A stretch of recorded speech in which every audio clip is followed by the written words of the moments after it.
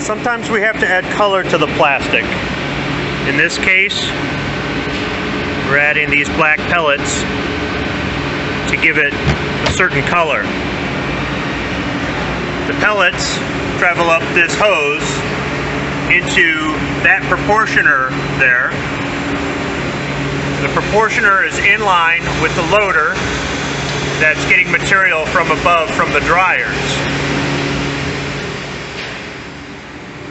Very simple arrangement. There's a motor here, there's a shaft that goes through, and it's got little paddles on either side, and when it spins around it mixes in